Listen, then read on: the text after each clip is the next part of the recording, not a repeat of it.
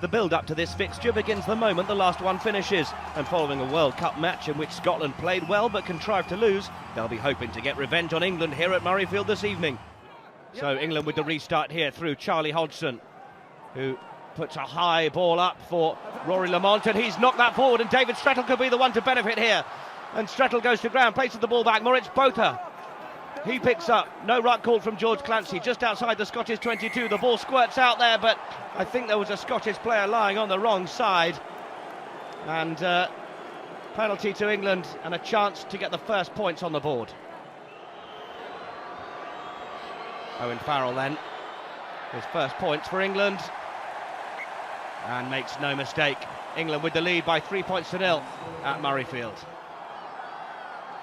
Cossiter gets the ball away to the right-hand side through Parks and onto Richie Gray, who's well tackled.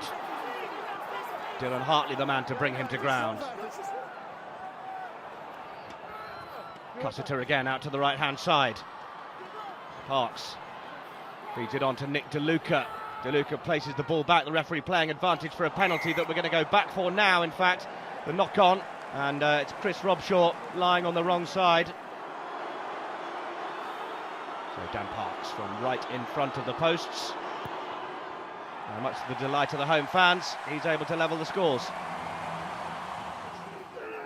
Ben Young's England's defensive scrum needs to hold strong here, and he gets the ball away to Chris Ashton. Now Ashton stepped to the left, Cussiter's caught him though, and Ashton's going to hope his support gets there on time, but it hasn't, and he's guilty of holding on, and you can see how happy Scotland are with that decision. Parks to give Scotland the lead for the first time, which he duly does. Scotland leading England now by 6 points to 3, just over half an hour played.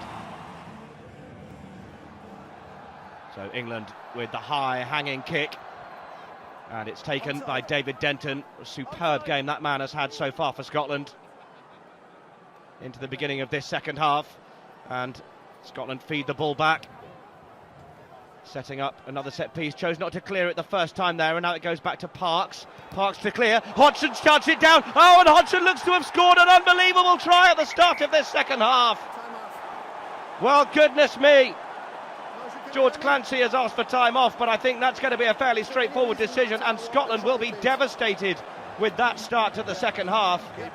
You could see the look on Dan Parks' face there, and Hodgson being congratulated, his first try for England in 6 years.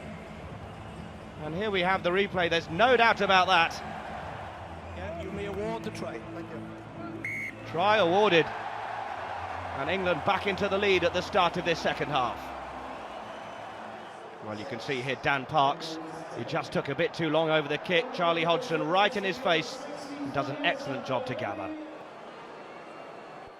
Owen Farrell, the Scots are rushing towards him to try and put him off or charge him down, but that's the 2 points and the extras. England leading by 10 points to 6. Mike Blair looking to release the ball and try and get a bit more possession for his Scottish side. They passed the ball through the hands so well here this afternoon, but they need more on the score sheet.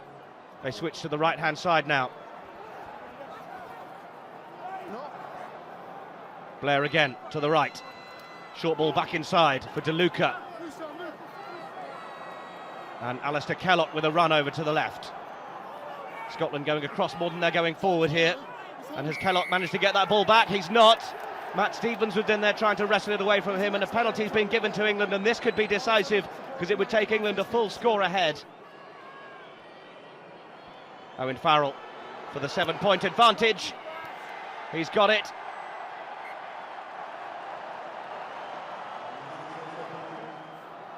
Well, Scotland know this is their last opportunity. Any infringement and the ball goes dead and it's game over. Can they hold on to it? Oh, in fact, the ball has gone loose from the hands of Max Evans, and England know what that means. Stuart Lancaster's arms are aloft, and he's joined by Graham Rowntree. What a memorable victory this is for an England side that weren't expected to come to Murrayfield and win. The Calcutta Cup is retained by last year's Six Nations champions.